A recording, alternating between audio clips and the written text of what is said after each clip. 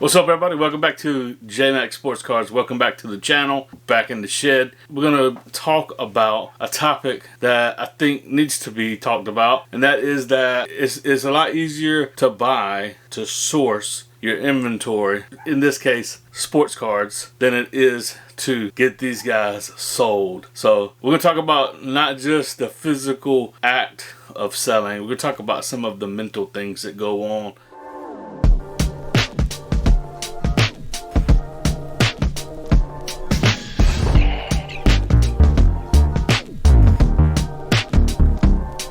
So jumping in here, let's talk about this. Like I said, you can go on Facebook Marketplace and pick up some inventory. You can go to a yard sale or a garage sale or a Goodwill, or you can go to eBay. You can buy some bulk deals on eBay. You can buy some bulk deals in person. You can buy a collection from someone. Getting that question quite a bit, and maybe I'll make a video about it on how to source, how to get inventory for to kind of scale up and to grow your sports card business.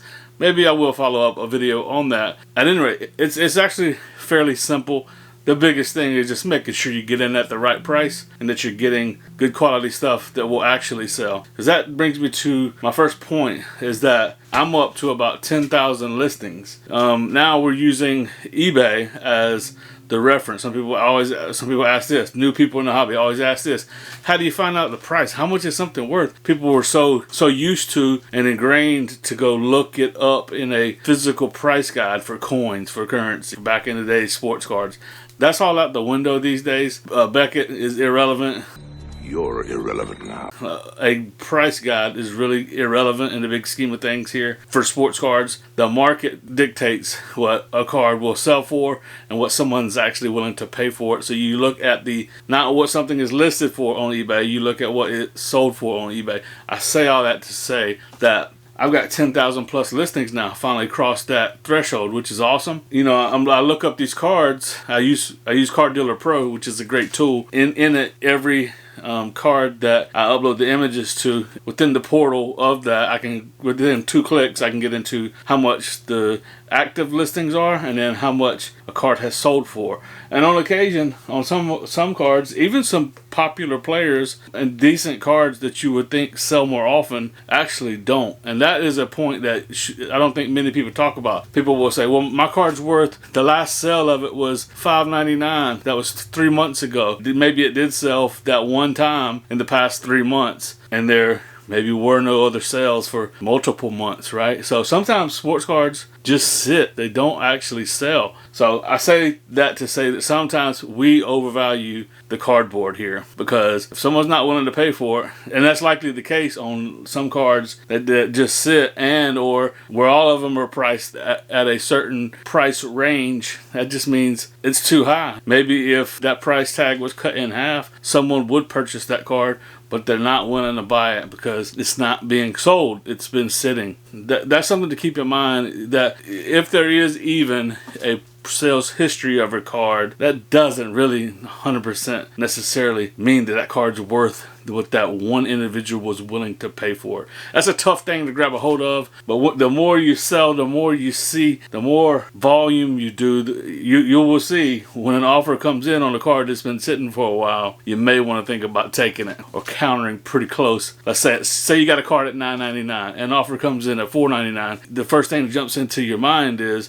a low ball, 50%. When's the last time you got an offer on that card, though? See, that's the thing. You got to be strong mentally in this game of reselling, because you're going to have to deal with people on a consistent, regular basis, whether it's in person at card shows or whether you are a reseller online on a platform like eBay. So there has to be some mental fortitude that goes on here, and you got to be strong. You got to be mentally strong. This is why a lot of people get very excited about reselling and selling in the beginning. Over a period of time, they get calloused, cold, and hardened to dealing with people and selling and reselling, right? So you got to do things to keep your mind sharp. You got to do things to keep a positive attitude. Also, sometimes we are emotionally attached to our collection, right? And so that's why we typically tend to overvalue or overestimate what someone else would be willing to pay for our card. And then we get upset when a card doesn't sell, or when we find out the reality of the fact that the card actually is maybe consistently selling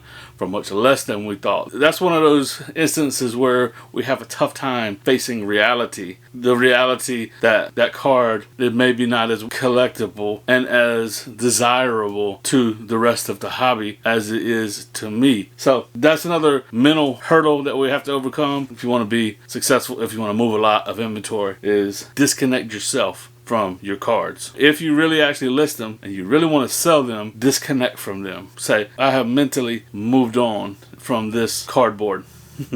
It sounds silly when I say it out loud, but in reality, that's what it is. I mean, I am as much of a collector as most. I have difficulty getting rid of cards as well. Once it moves to this section over here of listed inventory, it's gone. I'm breaking up with you.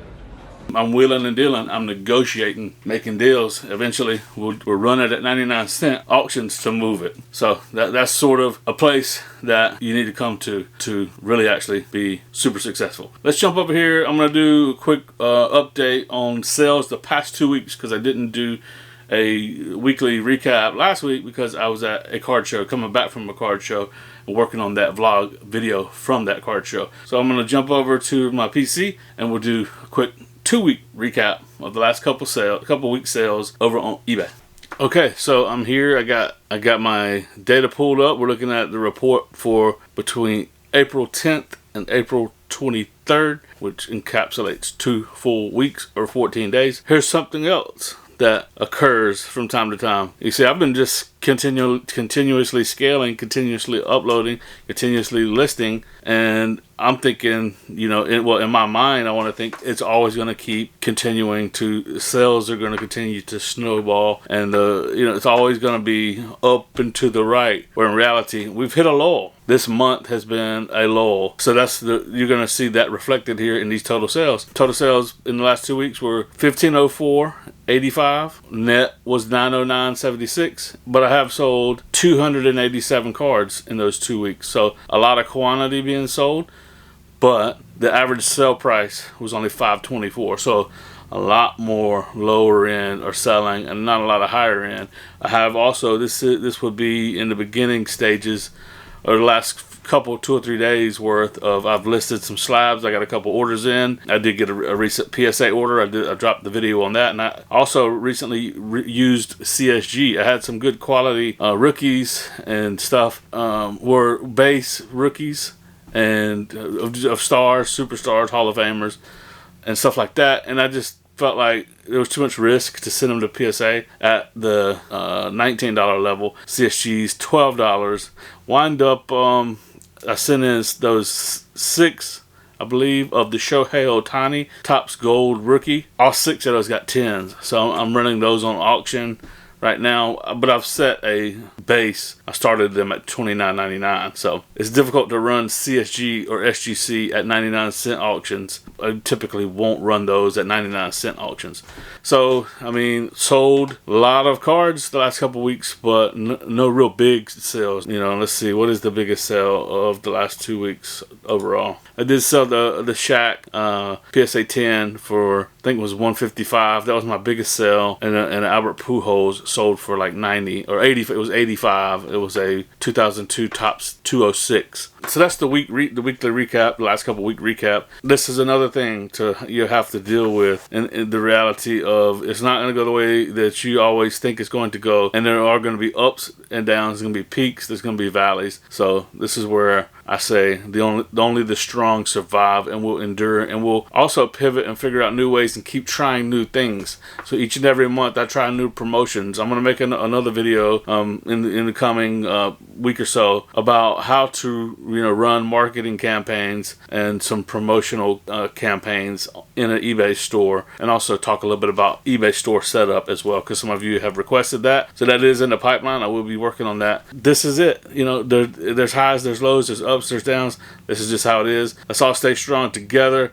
mentally. And that's all I got on this one. I appreciate the support. We crossed 7,000 subscribers, which is absolutely phenomenally crazy. Can't believe it. Next big one is going to be 10,000 subscribers. So if you aren't subscribed, hit that subscribe button if you like the content. Also hit the like button if you're enjoying the content. That's all I got till next time. Thanks for watching, guys. Deuces.